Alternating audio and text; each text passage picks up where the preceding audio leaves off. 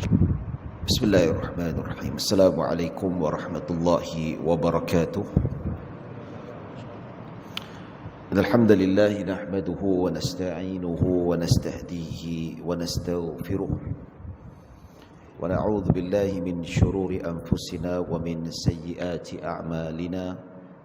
Man yahdihillahu fala mudilla lahu wa man yudlil fala hadiya lahu. Asyhadu an la ilaha illallah wahdahu la syarika lah wa asyhadu anna sayyidana Muhammadan abduhu wa rasuluh. Allahumma salli wa sallim wa zid wa barik ala sayyidina Muhammadin abdika wa rasulika an-nabiyyil ummi wa ala alihi wa sahbihi ajma'in. Subhanaka la ilma lana illa ma 'allamtana innaka antal alimul hakim. Rabbi syrah li sadri wa yassir li amri wahlul 'uqdatam min lisani yafqahu qawli, amma ba'd. Alhamdulillah thumma alhamdulillah. Syukur pada Allah Subhanahu wa taala atas nikmat serta limpahan kurniaan yang Allah berikan kepada kita.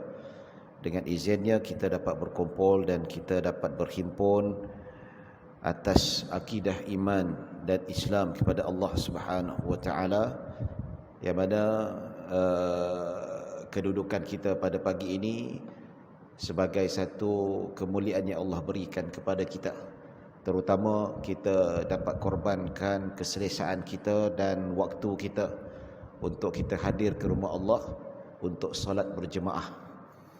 Yang mana jelas dalam hadis antara kelebihan orang yang salat subuh berjemaah ni tuan-tuan, dia kata fi zimmatillah, dia berada di bawah jagaan Allah Subhanahu wa taala. Siapa salat subuh berjemaah, dia berada di bawah tanggungan Allah, di bawah jagaan Allah. Ada satu kisah yang menarik yang kita boleh hayati dan kita kongsikan. Ada seorang gubernur yang zalim pada zaman pemerintahan Bani Umayyah, Umayyad Empire, ya, zaman selepas Khulafa' Rashidin. Muncul zaman khulafa ataupun pemerintahan yang diperintahkan oleh Bani Umayyah. Yang ketika itu Marwan bin Abdul Malik, dia ada satu gubernur namanya Yusuf bin Al-Hajjaj Al-Thaqafi. Al-Hajjaj bin Yusuf Al-Thaqafi. Dia gubernur, dia memang sangat zalim, dia suka bunuh orang. As-Safah istilahnya. Ya. Satu hari tu apabila dia cari orang yang dia nak bunuh, biasanya yang dirasa dia tak puas hati, yang dia rasa yang melanggar undang-undang ataupun ketetapan dia, dia panggil dekat istana dia, dia siasat dan dia rasa dia patut bunuh hamba Allah ni, dia nak bunuh. Tapi satu tabiat yang dia akan tanyalah sebelum dia bunuh. Pagi tadi engkau solat subuh tak berjemaah? Orang tu kata, ya. Kalau orang tu tak subuh berjemaah dekat masjid, dia suruh bunuh, pancung time tu juga. Kadang-kadang dia pancung dengan dia punya pedang sendiri, ataupun disuruh pembantu dia yang pancung. Tapi kalau ada yang solat subuh berjemaah dekat masjid dan mengiyakan, dia suruh patah balik. Pasal apa dia tak berani? Sebab hadis kata orang yang solat subuh berjemaah di bawah jagaan Allah. Seolah-olah dalam hati dia kata, kalau aku sembelih dia ni, habis aku ni. Silap-silap kena ketulahan ke, kena balas balik ke, macam tu. Ya, kisah yang menarik lah. Jadi orang yang salat subuh berjemaah tu tak adalah kena bunuh.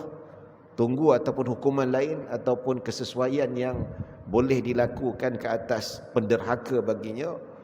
Itu wallahualam, tak tahulah. Ya. Jadi alhamdulillah, tuan-tuan dan puan-puan dirahmati Allah Subhanahu wa taala. Dengan izin Allah, kita pada pagi ini insya-Allah kita akan sambung pengajian kitab 40 hadis fardu ain, yang mana pada pengajian yang lalu kita sudah terhenti pada bab sapuan di atas khuf, iaitu satu persyariatan yang disebutkan sebagai rukhsah ataupun keringanan yang diberikan oleh Allah Subhanahu wa taala, yang mana sapuan di atas khuf ini merupakan satu keringanan bagi mereka sama ada dalam keadaan bermukim ataupun dalam keadaan musafir.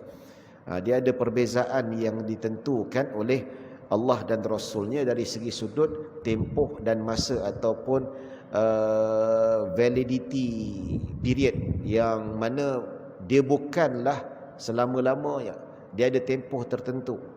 Kalau kita lihat masyarakat Arab pada ketika itu, mereka bukan macam kita lah. Kita ni kalau pakai kasut pagi sampai ke petang kita pakai kasut, tapi tengah hari biasa kita buka.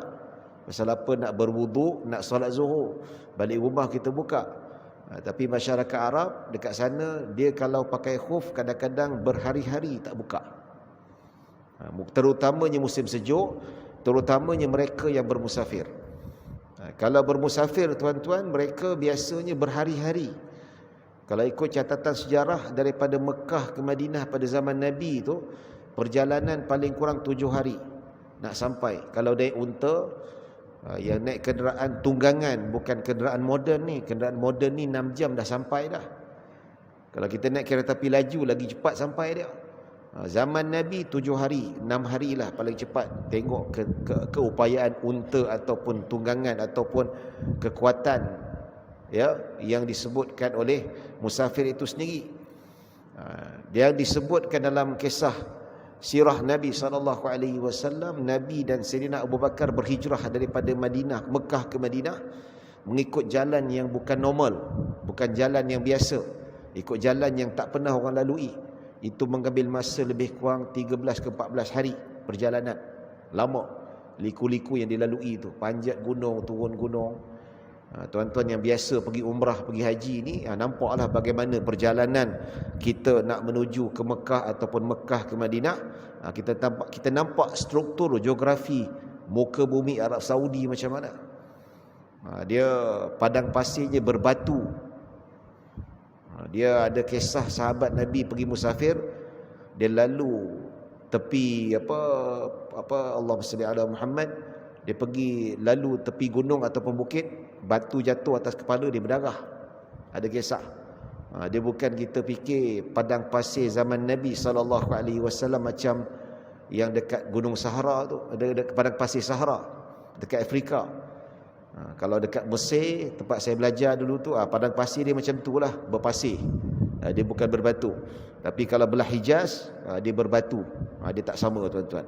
Jadi ini gambaran yang pernah saya tunjuk dahulu pada pengajian yang lalu, sapuan di atas khuf.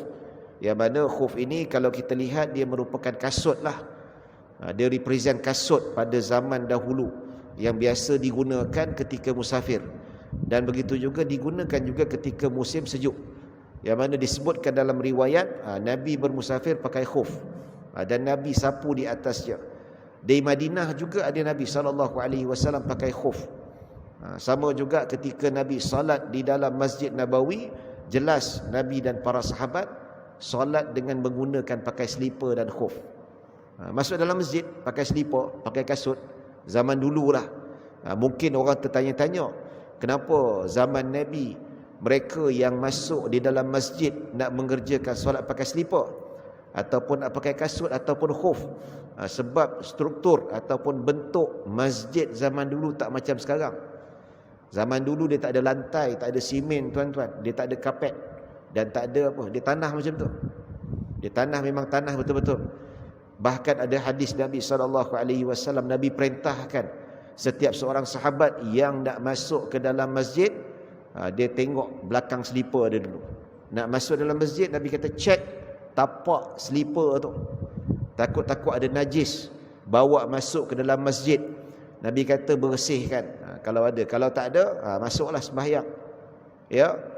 Begitu juga ada satu riwayat disebutkan bahawa Nabi SAW ketika solat, tengah Nabi solat, tiba-tiba Nabi campak selipar ataupun Nabi cabut selipar.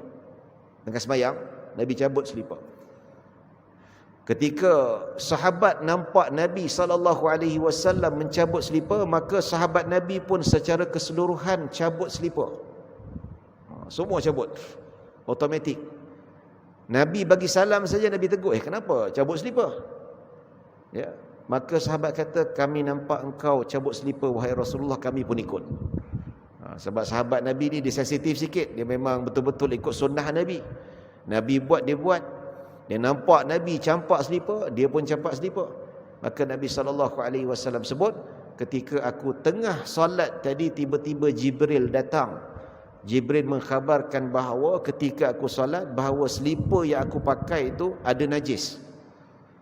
Maka aku pun cepat-cepat tanggal. Jadi tuan-tuan dan puan-puan dirahmati Allah Subhanahu wa taala. Jadi hadis ni banyaklah pengajaran ataupun istinbat yang diambil oleh para ulama. Maksudnya sesiapa yang pakai pakaian ataupun yang bersambung dengannya yang mengandungi najis, dia tak sah solatnya. Kalau boleh cabut, cabut. Kalau tak boleh cabut, batal solat. Contoh kalau di tengah semayang dia nampak selipar dia ke ataupun benda yang boleh dicabut lah, dia cabut cepat-cepat. Dalam tempoh yang sekejap, tak lama, dia boleh teruskan solat. Tetapi kalau selain daripada itu, kalau kena kat baju ni tuan-tuan, jubah ni tengah semayang, tiba-tiba jatuh, tarik burung, kena kat baju kita, tak boleh buat apalah, dikira menanggung najis, kena cabut lah, ataupun batalkan solat, basuh ataupun tukar pakaian baru, barulah kita dirikan solat semula. Ya, baik tuan-tuan dan puan-puan dirahmati Allah Subhanahu wa taala. Ya, maka kita dah bincangkan hadis yang kelima, bab yang mana membincangkan tentang tempoh yang dinyatakan dalam hadis Nabi sallallahu alaihi wasallam mereka yang bermukim dan bermusafir. Kita dah jelaskan. Maksudnya sapu di atas khuf ni bukan rukhsah ataupun keringanan untuk mereka yang bermusafir saja. Orang yang bermukim pun boleh. Cuma bezanya apa? Beza untuk tempoh. Orang yang bermukim dia punya validity period dia 1 hari 1 malam, 24 jam saja. Lebih daripada tempoh tu dia kena buka. Ya. Dan kedua, kalau golongan yang bermusafir tempohnya 3 hari 3 malam sahaja. Tak boleh lebih. Maksudnya dah melepasi 24 jam kali 3, dah sampai tempoh tu dia kena buka. Dia kena ambil wuduk yang baru dan kemudian dia pasang baru, lepas tu dia melalui proses terusnya. Di sini ada perbincangan di sisi para ulama. Ya, bila start tempoh yang kita kata sehari semalam? Bila startnya? Adakah start pakai ataupun sebaliknya? Di sini ada perbezaan di sisi para ulama. Namun di sisi mazhab Syafi'i, start mulanya tempoh saat pertama ataupun minit pertama bagi 24 jam yang pertama itu adalah apabila berlakunya batal wuduk. Contoh sebagai contoh, sekarang pukul 7. Pukul 7 saya berwuduk dengan sempurna. Lepas berwuduk sempurna, saya pun pakai khuf. Ya, pergi berjalan. Masa tu bersuci lah. Ya. Jadi di situ tuan-tuan, bila pakai khuf tu, dia belum start lagi. Maksudnya bukanlah start pakai pukul 7, dia valid sampai pukul 7 besok pagi. Tidak. Dia start bila start kita batal wuduk yang kita pakai tadi tu. Tadi pukul 7 saya pakai jalan-jalan. Tiba-tiba pukul 9 terbatal wuduk saya. Ya, sentuh isteri ke, tertidur ke, yang tidak tetap punggungnya ataupun terkentut pukul 9. So start dia pukul 9. So dia valid dia bagi orang bermukim 9 pagi sampai 9 pagi esok. 24 jam kira macam tu lah. Tapi kalau dia pakai pukul 7, dia batal pukul 12 dah start. Nampak? Kalau dia pakai pukul 7, batal wuduk pukul 3, pukul 3 lah start. Dia bukan start pakai tu. Itu menurut mazhab Syafi'i. Dia ada hadis ni tuan-tuan yang dihujahkan oleh Imam Syafi'i, kata dia start mula tu start batal. Kata kalau pakai pukul 7, pukul 7 malam baru batal. Memang ditahan sungguh lah. Katakanlah ya, pukul 7 lah start. Tapi erti kata, ada orang kata, ustaz mana ada orang pakai khuf 3 hari 3 malam ya. Yalah, ini kita cerita dari segi sudut perbahasan ilmu. Ya, kalau zaman dulu yes betul. Kalau zaman sekarang ni mungkin tak, dia ada facilities yang sangat mudah. Zaman sekarang pun kalau kita bawa kereta pun pakai slipper tuan-tuan. Ya. Saya datang naik kereta ni pun pakai slipper ni. Daripada Ampang ke sini. Jadi dia berbeza lah. Cuma kita bincangkan dari segi sudut ilmu. Mungkin dia terpakai dalam situasi tertentu. Contoh, tentera-tentera, perwira-perwira kita yang jaga sempadan dekat sana tu, jaga keselamatan negara, pakai kasut sentiasa bersedia, kasut tak buka-buka. Yes, memang proven benda tu berlaku. Ya, ataupun berlaku dekat mereka yang duduk dekat negara sejuk. nak buka, Allah sejuk betul. Macam mana mereka yang pernah duduk dekat negara Eropah ataupun negara yang sangat sejuk, dia boleh pakai daripada pagi sampai petang, pakai khuf, tak cabut-cabut. Itu biasa. Tapi dalam konteks kita ni, Malaysia ni, pakai khuf daripada pagi sampai petang, dia lain macam lah. Basah je kaki tu, wallahu a'lam, mungkin. Jadi dia start daripada bila batalnya wuduk. Kalau kita pakai pukul 7, dia bukan start pukul 7 tu. Dia start bilanya start wuduk batal. Batal pukul 9, start itulah dia kira 24 jam yang akan datang, dan seterusnya. Manakala yang bermusafir, ketika dia bermusafir, dia pakai. Bila dia pakai, dia dapat 24 jam kali 3, iaitu 3 hari 3 malam.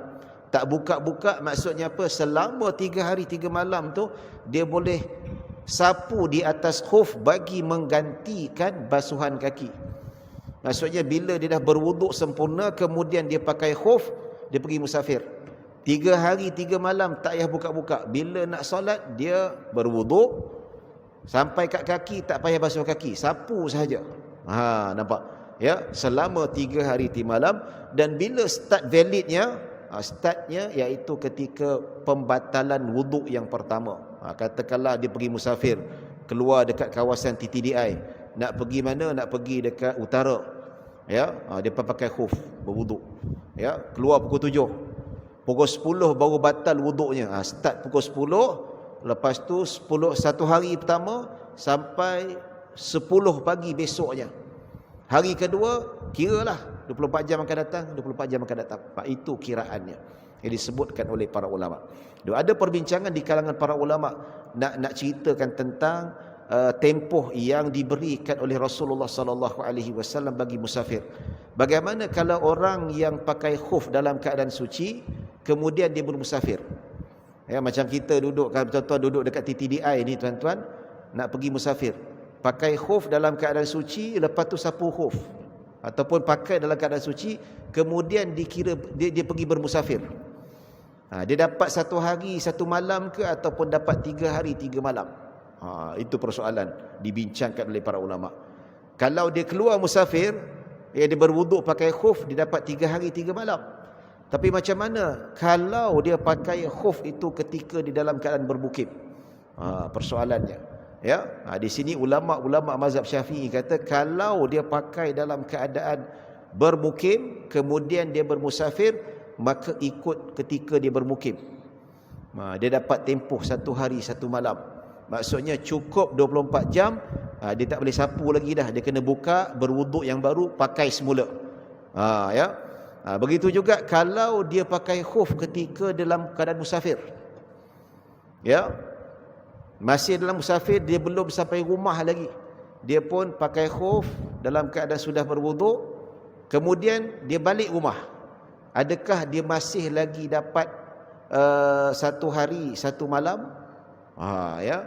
Di sini tuan-tuan dan puan-puan dirahmati Allah Subhanahu wa taala, bila dia sudah bermukim, dia dapat 1 hari 1 malam. Sebab apa? Dia sudah dikira sebagai bermukim. Ini perbincangan yang dibincangkan oleh ulama tentang tempoh yang telah dijelaskan. Baik, pada pengajian yang lalu kita juga sudah jelaskan bagaimana yang disebutkan dalam hadis Nabi sallallahu alaihi wasallam, iaitu syarat nak pakai khuf itu mesti dalam keadaan wuduk yang sempurna. Maksudnya dia nak pakai khuf, lepas pakai khuf tu dia dapat rukhsah untuk sapu di atas khuf itu mestilah sebelum dia pakai khuf tu dalam keadaan sempurna wuduknya. Kalau dia berjunub, dia wajib mandi junub dulu. Ataupun dia tidak ada dalam keadaan berhadas besar, dia cuma berhadas kecil, maka dia kena wuduk dahulu, lepas wuduk yang sempurna barulah dia pakai. Sebab apa? Jelas dalam hadis Nabi sallallahu alaihi wasallam, Nabi sebut fa inni adkhaltuhuma tahirataini.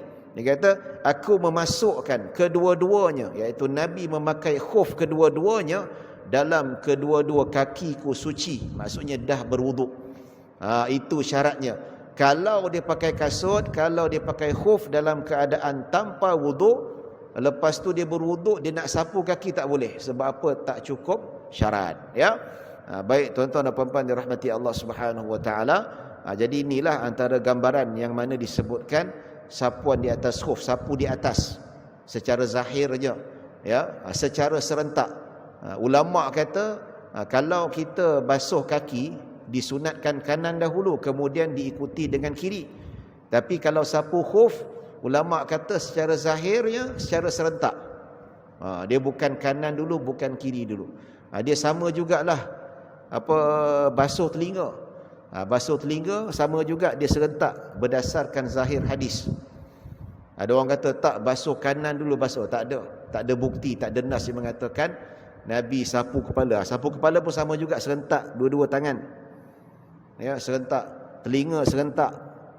Zahir hadis. Khuf pun serentak. Ya. Tidak ada dalil yang mengatakan kanan dulu ataupun kiri dahulu.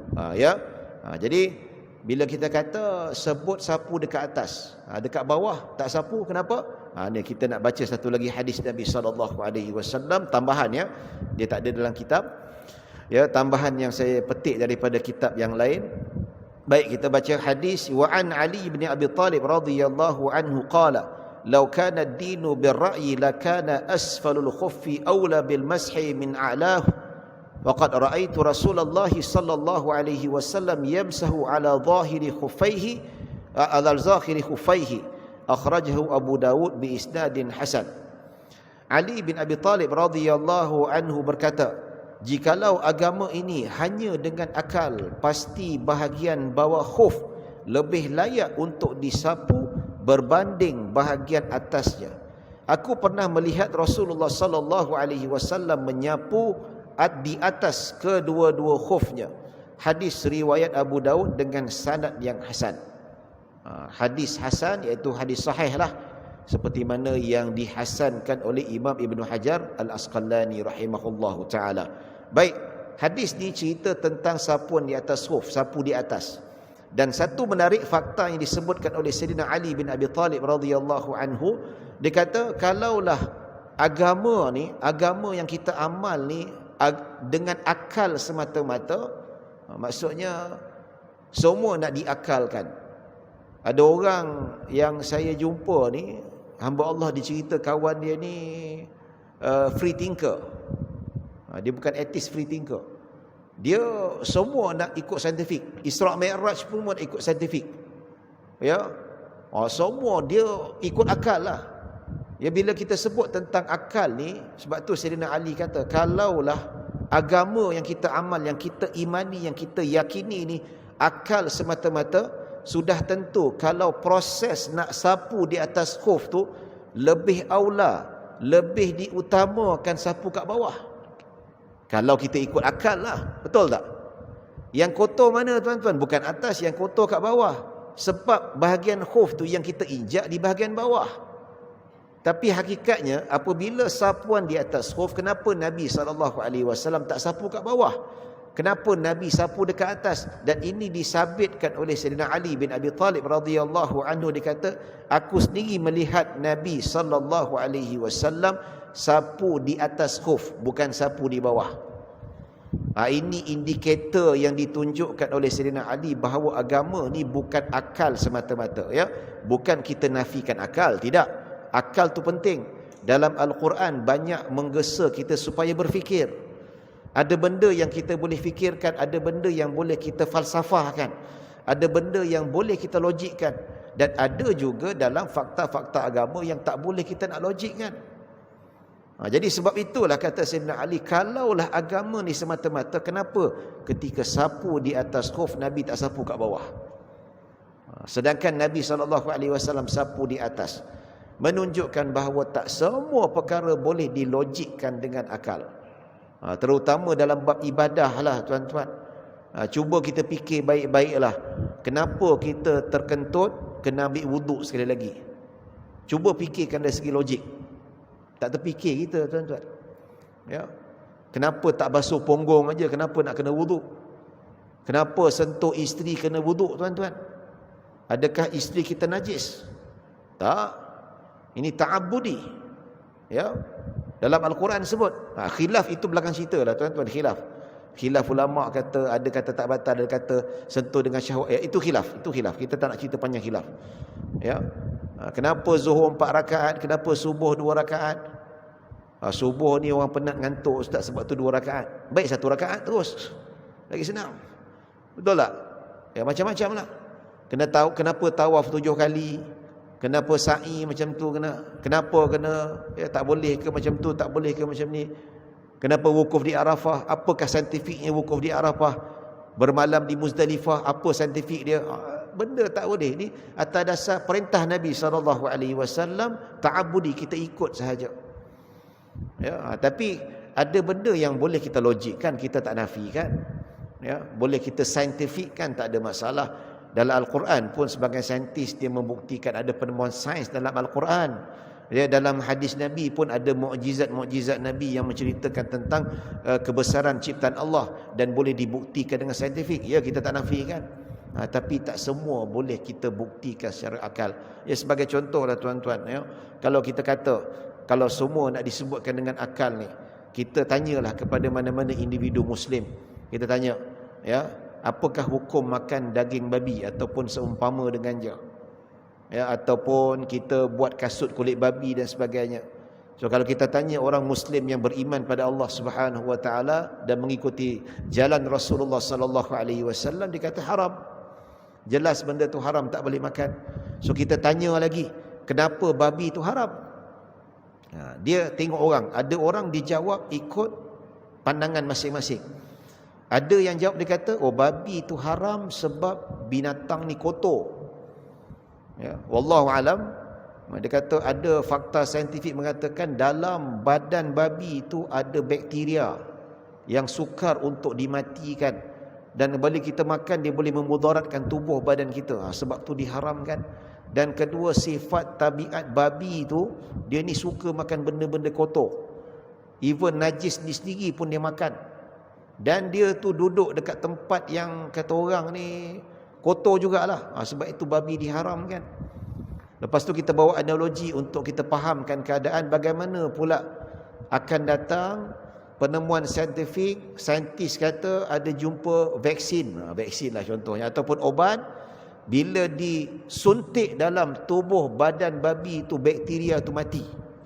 Dulu tak mati, tapi sebab teknologi, penemuan sains dengan izin Allah, bila disuntikkan dalam badan babi itu, virus ataupun bakteria yang sukar untuk dimatikan, mati. Ya. Dan selepas itu babi tak makan benda kotor lagi dah, benda makan sihat-sihat. Nanti orang kata, toke babi kata, babi zaman sekarang makan Pizza Hut, makan Burger King. Gitu. Tak ada benda kotor-kotor lah kan. Lepas tu babi tak tidur tempat kotor lagi dah, duduk tempat tidur dalam sofa, ada aircon sekali itu. Adakah babi jadi halal? Kita tanya dia balik. Ya. Dia pun terpenung. Allah, halal ke tak halal? Kalau benda let's say lah, benda lah kan. Mana ada ustaz, tak ada lagi dah obat nak boleh matikan bakteria dalam, tak ada, memang tak ada. Let's say next 10 years, after 20 years, who knows? Siapa tahu? Kan? Adakah babi tetap jadi halal? Tak ustaz, tetap haram. Yes. So jawapan paling tepat, kenapa babi diharamkan? Sebab Allah haramkan, Nabi haramkan, habis cerita. Ya. Tetapi di sebalik pengharaman itu kita boleh cari logik, tak ada masalah. Ya. Kenapa haram? Utamanya Allah dan Rasul yang mengharamkan. Apa keadaan sekalipun berubah, sifat berubah, tak kira lah. Dia tetap jadi haram. Cuma di sebalik pengharaman kita boleh fikir dengan secara akal. Cari logik dia. Apa logik dia? Logik sebab, ni saintifik kata ada virus, ada ni, bahaya untuk kesihatan dan sebagainya. Itu tak apa, tak ada masalah. No problem. Ya. Tapi hakikat. Jadi tuan-tuan dan puan-puan dirahmati Allah Subhanahu Wa Taala.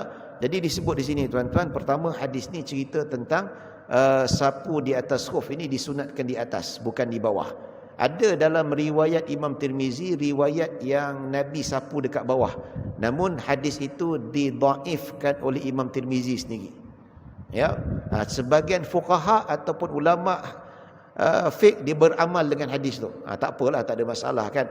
Jadi dalam erti kata yang wajib ataupun yang sunnahnya sapu dekat atas. Tapi kalau kita secara individu, secara peribadi, kita nak sapu kat bawah tak ada masalah. Yang penting part bahagian tu, atas bawah walaupun sedikit, ya, walaupun dia ambil air tu dia colet atas tu sikit saja pun tetap dikira sah. Bahkan dalam mazhab Syafi'i dia kata bukan satu colet, ataupun dia titiskan air di atas khuf tu pun sudah dikira seperti sapuan di atas khuf. Itu pendapat dalam mazhab Syafi'i.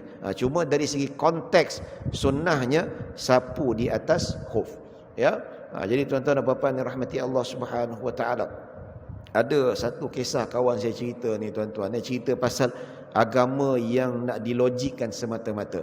Ya, saya sebut semata-mata ya. Bukan semua boleh kita logikkan, ada yang tak boleh dilogikkan.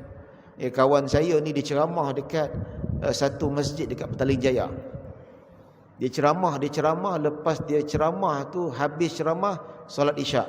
Lepas solat Isyak dia nak keluar pergi dekat kereta dia tuan-tuan, ada seorang wanita dengan seorang lelaki berdiri dekat luar masjid ataupun pintu masuk masjid ataupun nak dekat masuk dewan masjid tu lah. Ya, macam mungkin dia tunggu kat situ ke. Ya, dia nampak ada seorang wanita dengan seorang pemuda. Dia nampak daripada jauh mak dengan anak. Mak dengan anak ni dia datang jumpa kawan saya ni, ustaz. Dia kata, "Ustaz, boleh saya ambil masa ustaz sedikit nak berbincang sedikit?" Ya. Dia kata, "Ustaz, hari ni saya dah tak tahan tengok anak saya dah. Saya dah kecewa sangat, tapi saya masih tak berputus asa nak selamatkan anak saya. Hari ni saya kata saya bawa anak saya, jom kita jumpa mana-mana ustaz yang dekat masjid rumah kita ni. Tak kira lah ustaz siapa sekalipun. Tapi kebetulan pada hari itu kawan saya yang kena." Ya. Tak kisahlah ustaz mana ke, dia datang kata, "Ustaz, tolong polish anak saya ni balik." Ya. Mata dia merah, menangis tuan-tuan, sedih tengok anak aja. Rupa-rupanya anaknya yang berusia 21 tahun sudah jadi free thinker. Free thinker ni dia macam ala-ala atheist sikit lah, tapi dia masih lagi percaya Tuhan. Kalau atheism ni dia tak percaya Tuhan langsung. Kata Tuhan is not exist, tak ada langsung. Ya, tapi kalau free thinker ni dia lebih kepada tak percaya agama. Tak percaya syariat, tak percaya solat fardu 5 waktu. Kenapa nak 5 waktu? Kenapa 4 rakaat? Semua nak logik tuan-tuan. Ya. Peristiwa Isra dan Mi'raj, mana logik dia? Mana mungkin seorang manusia biasa boleh pergi daripada Mekah ke Masjidil Aqsa ke Sidratul Muntaha satu malam? Mana mungkin? Tunjukkan saintifiknya, bukti. Letih macam tu. Penat juga. Ya. Tapi yang berlaku ni jadi free thinker ni bukan orang biasa-biasa, bukan latar belakang ni orang Melayu lah, kita ni lah. Cina ni, muka-muka Jawa, Banjar, Bugis ni. Ya. Cakap Melayu fasih. Dia punya mother tongue dia. Daripada kecil cakap Melayu. Lepas tu jenis orang yang sekolah agama, pernah baca, reti baca Al-Quran, hafal surah-surah lazim, tahu salat. Tapi duk bercampur-campur. Tengok media sosial, pengaruh pelbagai yang negatif daripada media sosial. Dia tengok YouTube orang free thinker ni, dia mula pertikaikan agama dia. Ya. Jadi berpeluh jugalah nak menjawab. Kawan saya cerita, dia kata ada benda yang memang tak boleh jawab lah. Benda tu tak boleh nak dilogikkan. Contoh tuan-tuan, dia tanya, kenapa kalau tak ada air kena tayamum dengan tanah? Boleh jawab tak tuan-tuan? Berkaitan, kalaulah kita ni berhadas kecil, kita basuh muka, basuh tangan, kalau berjunub mandi tu adalah masuk akal juga kan. Katakanlah berjunub, kenapa mandi junub? Kenapa kena ratakan air seluruh badan? Kalau ikut logiknya mungkin kita boleh fikir kan, sebab lepas keluar air mani ni badan kita lebah, so bila kita mandi segar badan. Adalah ciri-ciri logik kita nak cerita. Tapi kalau tak ada air, tayamum pakai tanah, apa kaitan tanah? Kan tanah lagi menggotor kan. Jam nak jawab. Benda ni memang tak boleh nak logik tuan-tuan. Benda tak boleh dipikirkan secara saintifik dan sebagainya. Ya, tapi yang benda kita kata tayamum dengan tanah ni, ini adalah ta'abbudi. Kita terima sepenuhnya daripada Allah Subhanahu wa taala dalam keadaan taat tanpa banyak soal. Dan benda-benda yang tak masuk akal ataupun tak masuk logik oleh kepala kita ni tuan-tuan, sebenarnya adalah ujian Allah. Nak tengok sejauh mana keimanan seseorang hamba Allah Subhanahu wa taala terhadap Allah dan Rasulnya. Begitu juga peristiwa Isra dan Mi'raj yang kita raikan pada bulan Rejab tuan-tuan. Ya, dengan hikmahnya, denganlah tak masuk logik akal Isra dan Mi'raj ni, ketika di Mekah berapa ramai orang Islam yang murtad. Ini proses sulingan ataupun tapisan supaya Nabi dapat tahu siapa yang betul-betul tulus akidah dia, Yang tak murtad, itulah betul-betul pengikut Nabi Muhammad sallallahu alaihi wasallam yang cintakan Allah dan Rasulnya. Jadi tak semua benda-benda yang boleh diakalkan ataupun dilogikkan. Ya. Jadi tuan-tuan dan puan-puan yang dirahmati Allah Subhanahu wa taala, begitu juga dalam perbahasan hadis yang lain, hadis yang terakhir berkaitan dengan sapu di atas khuf ini. Hadis seterusnya, wa an Safwan bin Asad radhiyallahu anhu qala kana Rasulullah sallallahu alaihi wasallam ya'muruna idza kunna safran an nanzi'a khifafana thalathata ayamin wa layaliyahinna illa min janabatin walakin min gha'itin wa baulin wa naumin, akhrajahu an-Nasa'i wa Tirmidzi wa lafdhu lahu wa Ibnu Majah wa sahahahu. Safwan bin Asal radhiyallahu anhu meriwayatkan Rasulullah sallallahu alaihi wasallam memerintahkan kami apabila kami dalam musafir agar tidak menanggalkan khuf kami selama 3 hari 3 malam melainkan dalam keadaan junub, akan tetapi disebabkan buang air besar, kecil ataupun tidur. Hadis riwayat Nasa'i, Tirmidzi dan disahihkan oleh Ibnu Khuzaimah. Baik, tuan-tuan dan puan-puan dirahmati Allah Subhanahu wa taala, ini perbahasan yang boleh kita capai lagi berdasarkan satu lagi hadis yang sahih yang Nabi kata 3 hari 3 malam tak payah buka. Dia boleh straight away pakai. Selama 3 hari 3 malam tu sampai kat kaki tak payah basuh, sapu saja. Tapi kalau bila sampai 3 hari 3 malam, habis validity period itu, dia kena buka. Dia kena wuduk dengan wuduk yang baru, pakai balik. Ya. Nabi kata illa min janabatin, melainkan dalam keadaan junub. Keadaan junub ni menunjukkan bahawa junub ini salah satu membatalkan khuf. Ya, kalau dia pakai khuf tiba-tiba dia berjunub. Ya, tengah tidur sedar-sedar air mani keluar, maka dia tak ada rukhsah untuk sapu lagi dah, dia kena buka. Ya, ataupun kalau dia nak mandi junub dia kena buka, tidak boleh digantikan dengan sapuan di atas khuf, tidak boleh. Ya, hadis ni menunjukkan bahawa berjunub membatalkan sapuan di atas khuf secara directly, automatically. Dia tak boleh pakai lagi dah, dia kena buka, dia kena mandi wajib. Ya, lepas tu baru dia pakai balik, ataupun dia berwuduk sekali lagi, lepas mandi junub tu barulah dia pakai semula. Akan tetapi disebabkan buang air besar, kecil atau tidur. Dalam hadis ni menunjukkan kalaulah seseorang itu dia pakai khuf, tengah pakai khuf dia buang air kecil, ataupun dia buang air besar, ataupun tidur, ataupun perkara-perkara yang membatalkan wuduk, maka tak perlu cabut khuf tu, cuma sapu saja. Nabi kata kecuali kalau berjunub. Berjunub tidak ada kompromi, kena buka, pasang balik. Ya. Jadi tuan-tuan dan puan-puan dirahmati Allah Subhanahu wa taala, jadi hadis ni cerita ni bagi orang bermusafir 3 hari 3 malam. Bila startnya, seperti mana disebutkan tadi, bukan start pakai, tetapi start bila dia batal wuduk tu. Yang pertama, itu start. Kiraan untuk minit ataupun jam yang pertama 3 hari 3 malam. Baik, kedua, hadis ini cerita menunjukkan bahawa batalnya sapuan di atas khuf adalah berjunub. Ya, berjunub saja tak boleh lagi dah, dia kena buka. Dan kalau kita lihat dalam kitab fiqh, apakah lagi perkara yang membatalkan sapuan di atas khuf, iaitu tamat tempoh. Kalau bermukim 24 jam habis, dia kena buka, wuduk baru. Kalau yang bermusafir 3 hari 3 malam, habis tempoh tak boleh sapu lagi dah, walaupun dia masih lagi berwuduk, dia kena buka. Ya. Dan satu lagi, apakah yang membatalkannya, iaitu kalau kita cabut, walaupun separuh, walaupun sebelah saja.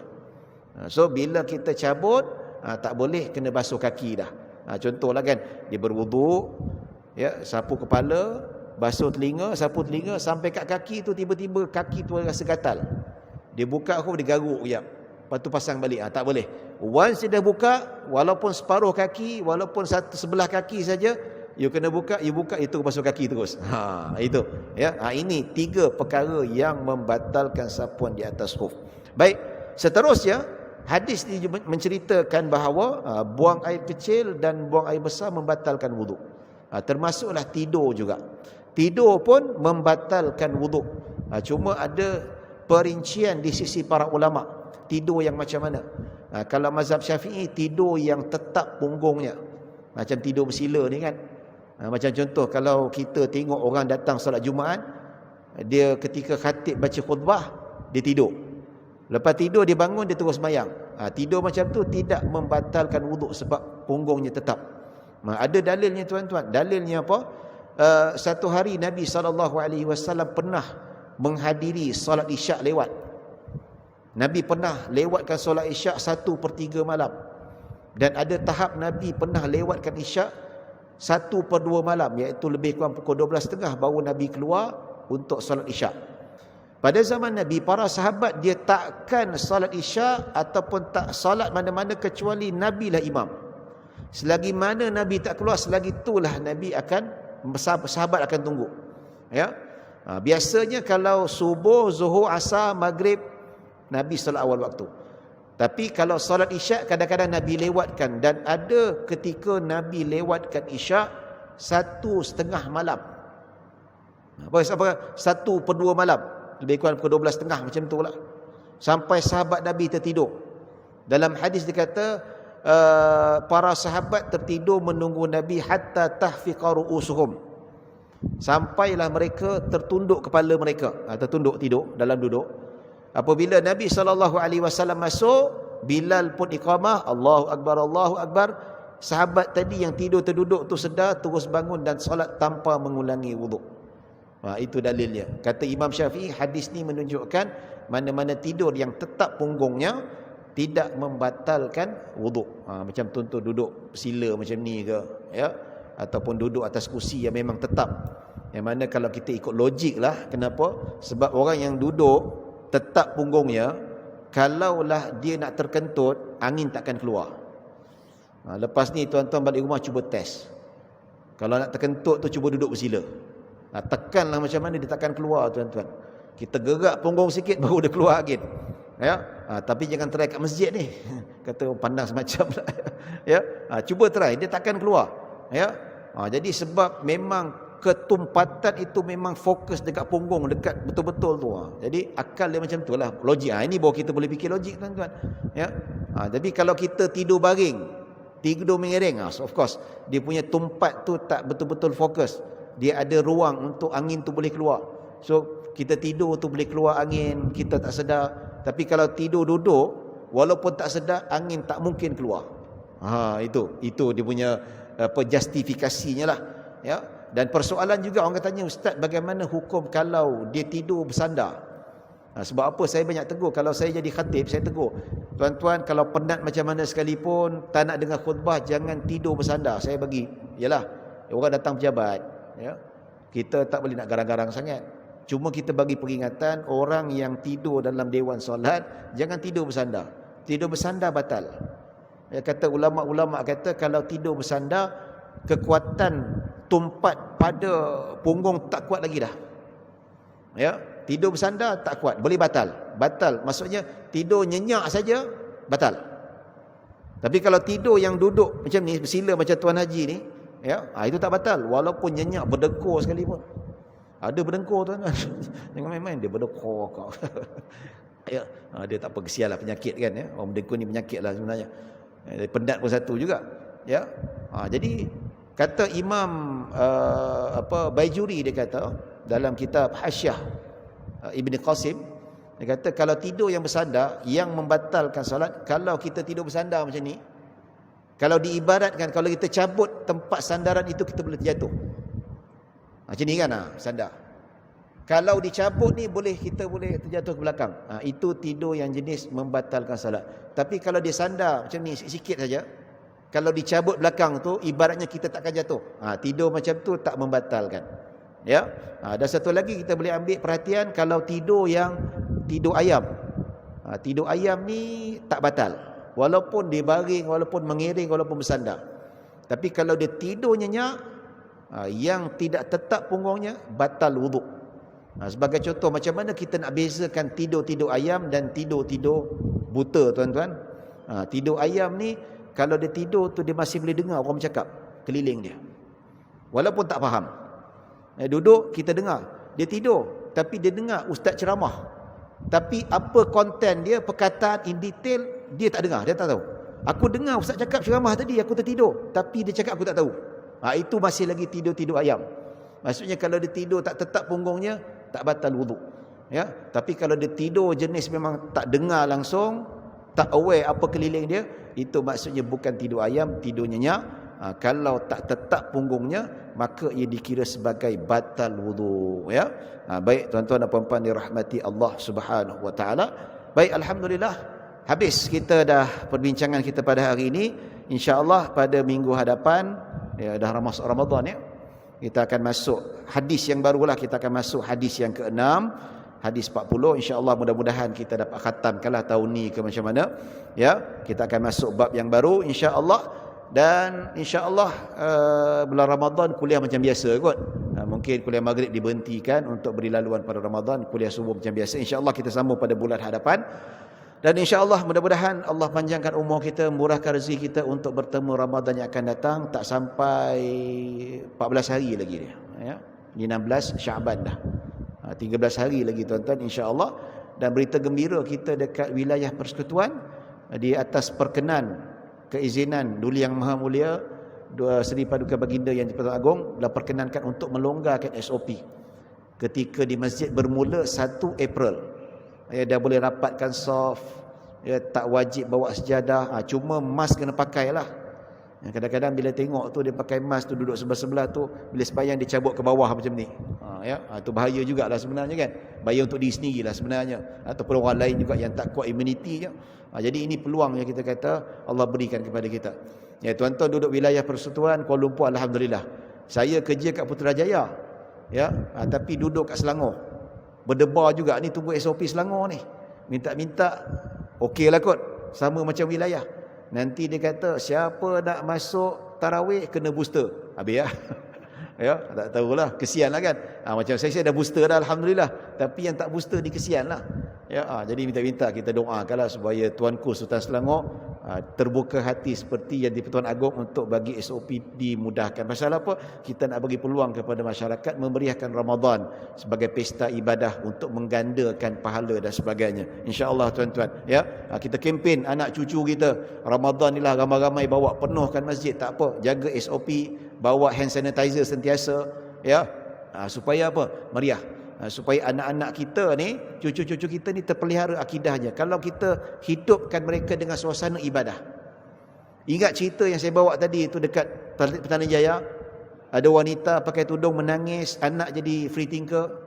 Kita tak nak anak cucu kita jadi macam tu. So kita hidupkan anak-anak kita, cucu-cucu kita dengan environment yang macam ni tuan-tuan. Sampai bila kita nak datang saja ke masjid warga emas saja, yang pangkat bapak-bapak saya? Sampai bila tuan-tuan? Bila kita nak jadikan masjid-masjid kita diharmonikan, dimakmurkan oleh orang-orang muda? Kalau kita sendiri tak kempen dan bertegas membawa anak-anak kita, cucu-cucu daripada kecil. Tak apalah bawa anak kita, bawa yang kecil-kecil tu, yang 7-8 tahun tu, dia tak nak, dia main kat luar tu, biarlah dia main. Kan? Ada masjid kat Cyberjaya tu dia siapkan playground lagi. Bapak datang main dengan kuliah, anak-anak main playground.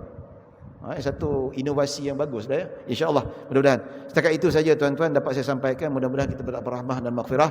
Mohon maaf kalau ada salah silap, kalau ada kekurangan, yang baik hanya daripada Allah Subhanahu wa taala. Kekurangan kesilapan daripada diri saya sendiri. Aqulu qawli hadza wa astaghfirullahal azim li wa lakum wa lisairil muslimina wal muslimat wal mu'minina wal mu'minat. Bismillahirrahmanirrahim. Allahumma ja'al jam'ana hadza jam'an marhuma wa tafarruqana min ba'di tafarruqan ma'suma. Allahumma la tada' fi maqamina hadza man ila ghafarta wal hamman ila farajta wa la daynan ila qadaita wa la مريضا إلا شفيته ولا حاجة من حوائج الدنيا والآخرة إلا قضيتها يا رب العالمين. صلى الله على سيدنا محمد وعلى آله وصحبه وسلم. الحمد لله رب العالمين. السلام عليكم ورحمة الله.